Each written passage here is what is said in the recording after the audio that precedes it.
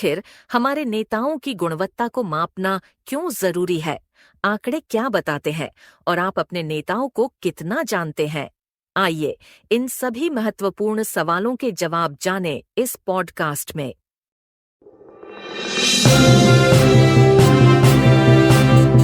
ये है expert x की प्रस्तुति।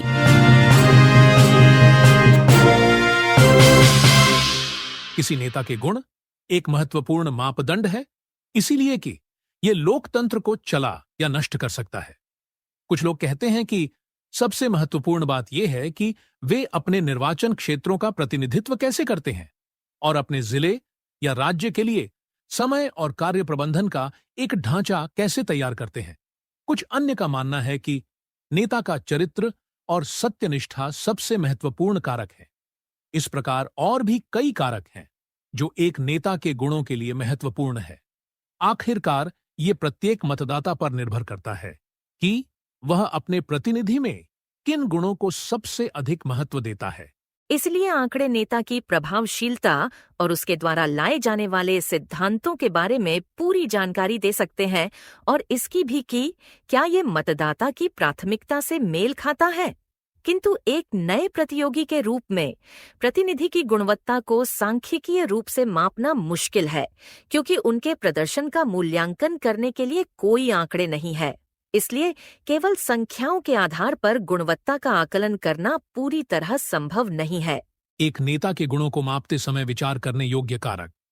एक नेता के गुणों को मापना मुश्किल है क्योंकि सबसे अधिक मांग वाली विशेषताएं हैं ईमानदारी, पारदर्शिता, समय की पाबंदी, नेकनियति, शिक्षा, विनम्रता, धैर्य, शांति और विवेकपूर्ण निर्णय लेने की क्षमता। लेकिन जाहिर है वे पूरी तरह से व्यक्तिपरक लक्षण हैं। फिर भी ये सभी कारक हमें ये निर्धारित करने में मदद कर सकते हैं कि कौन सा नेता या प्रतिनिधि सार्वजनिक पद के लिए योग्य उम्मीदवार है। इस तरह नेता की ईमानदारी और उसका भरोसेमंद होना कानूनी और नैतिक पहलुओं के प्रति सचेत रहने से परे है। शब्दों और कार्यों में ईमानदारी अपने घटकों के साथ सम्मान और विश्वसनीयता का निर्माण करती है।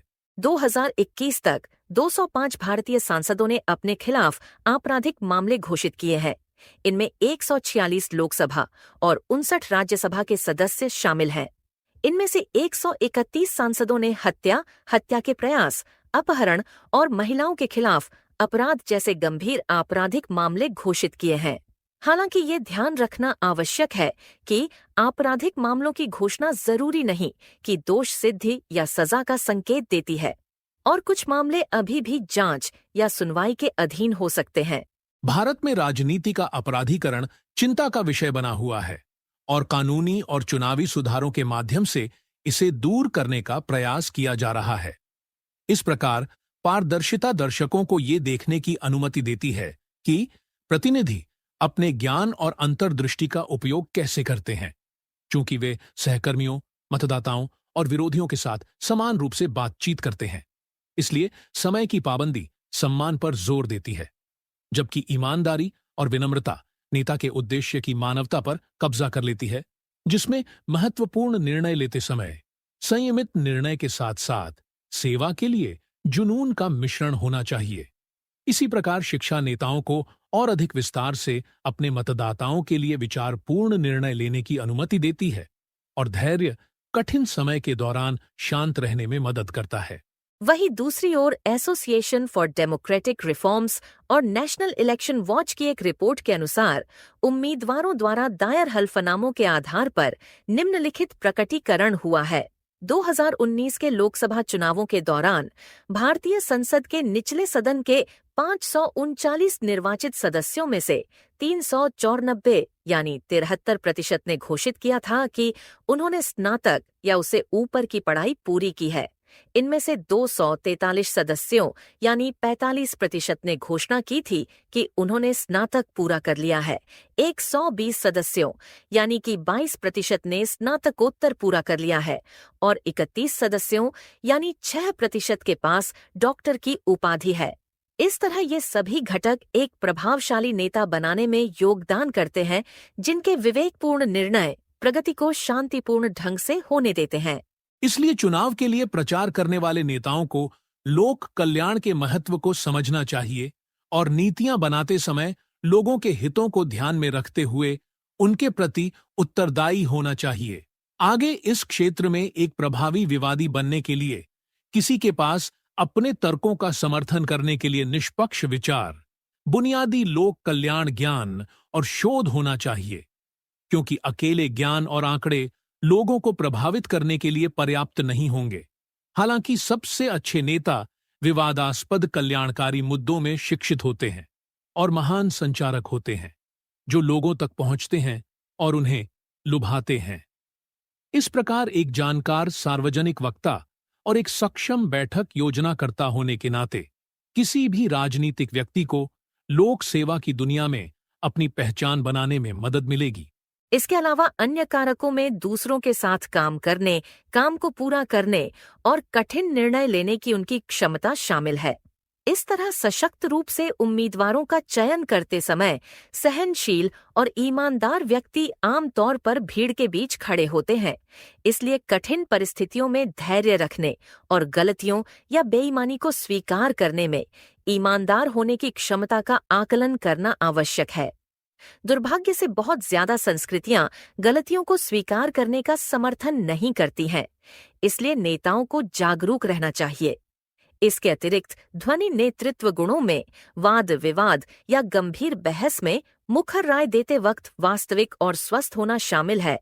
इसीलिए इन दोनों योग्यताओं के धनी अक्सर खुद को दबाव में कठोर निर्णय लेने में सक्षम पाते हैं और उन्हें परिस्थितियों से जल्दी और कुशलता से निपटने में भी कोई समस्या नहीं होती है। इसलिए वर्तमान में नेता के गुणों के मापदंड को और अधिक विशिष्ट होने की आवश्यकता है। अब ये पूरी तरह से चुनाव जीतने पर निर्भर है, क्योंकि लोग कुछ धारणाओं के आधार पर मतदान करते हैं जो उस समय उपयुक्त होती है, जैसे कि ये सामुदायिक पूर्वाग्रह, धार्मिक बंधुत्व, आकर्षण या बयानबाजी हो सकता है। इस तरह वोट बैंक की राजनीति के कारण दलगत राजनीति में अपनी पहचान बनाने वाले नेताओं की जीतने की क्षमता अधिक होती है। इसलिए कोई आश्चर्य नहीं कि हम अनुभवी और जमीनी स्तर पर कार्यरत सामाजिक कार्यकर्ताओं के बजाय फिल्मी सितारों, खिलाड़ियों और धार्मिक नेताओं को राजनीति में देखते हैं। वहीं दूसरी ओर लोग नेता को लेकर कुछ धारणाओं के आधार पर मतदान करते हैं, जो एक विषम मापदंड को जन्म दे सकता है और लोकतंत्र को बाधित कर सकता है। इसलिए एक सटीक माप के लिए औपचारिक रूप से और समय समय पर गुणवत्ता मापन की समीक्षा करना आवश्यक है। इसके अलावा सभी नेताओं का गुणवत्ता मानक पर मूल्यांकन किया जाना चाहिए, भले ही उस वक्त चुनाव न हो। इन मानकों की औपचारिक और समय समय पर समीक्षा की जानी चाहिए, क्योंकि नेता बनना एक नौकरी की तरह है। इसके विपरीत वे लोगों के कल्याण के लिए जवाबदेह हैं और कार्यकाल के अंत में एक बार जीता हुआ वोट ही पर्याप्त नहीं है।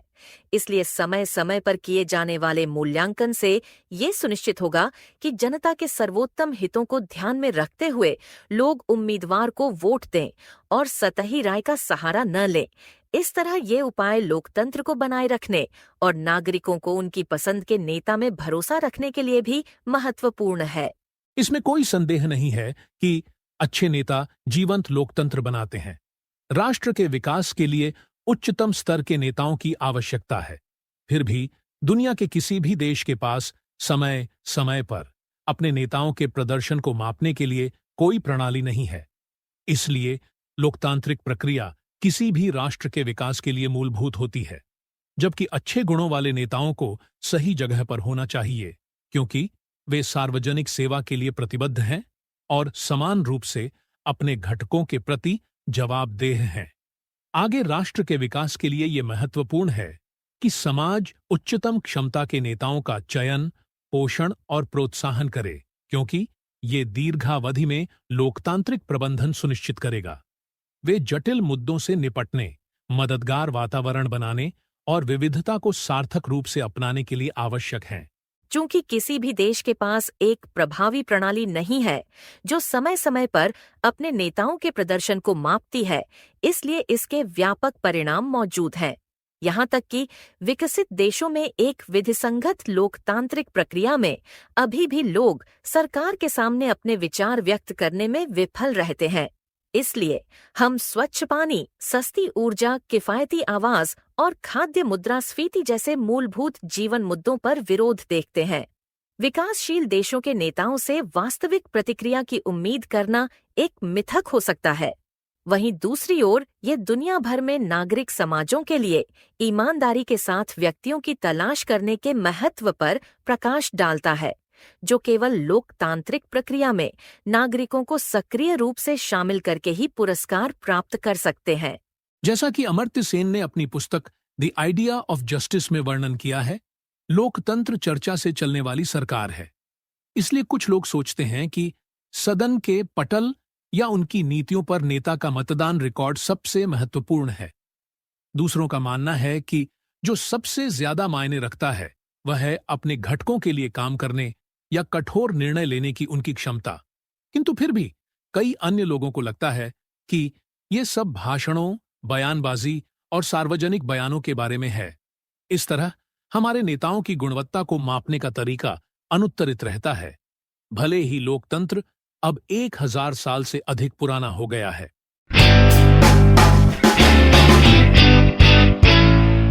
तो ये था एक्सपर्ट एक्स का एक और संस्करण। ऐसे अन्य विषयों के लिए हमसे आगे भी जुड़े रहिए। धन्यवाद।